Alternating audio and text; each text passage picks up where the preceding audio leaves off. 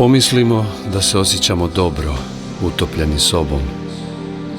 Penicilini sopstvenih senilnosti, konačno iza svojih vrata, taman kad vizije preskoče nizije.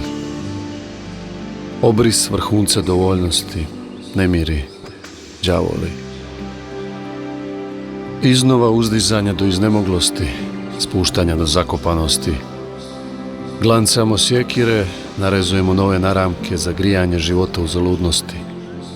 A fortuna, nadomak obližnjeg portuna, odmah tu, nedaleko.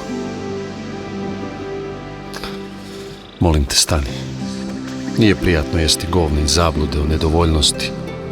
Sklapanje mozaika, polomljene staklene forme i ulazak u novi lavirint, presijavanje prošlosti. Umjesto naramka sjekirom, galopom do istog čudovišta. Ilustracija sekvenciji, podsjećanja na brojeve, sopstvena lutanja, odlazak radi novog dolaska, sve to ćutimo. Ne kažemo ko smo bili u tuđem životu, koga smo grabili za nedoumicu stvarnosti, podesna pozornica za uobličavanje nestvarnog, za dosticanje vrhunskog doživljaja. Razbijen sam i teško uspijevam da iznesem monolognu varijantu koja traži diskusiju, neospornu u svim dimenzijama, sa mačem iznad glave. Koliko dugo, koliko puta, na kojem mjestu, sa kim, imah li sa čim, je li teklo mlijeko, med ili voda, nesvjestan, nepošten, neiskren.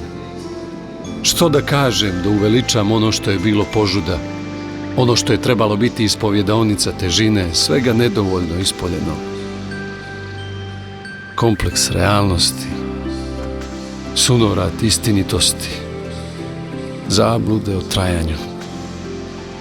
Što bi sada značila imena, brojevi, diverzije koje su urađene u rušenju tvrđave?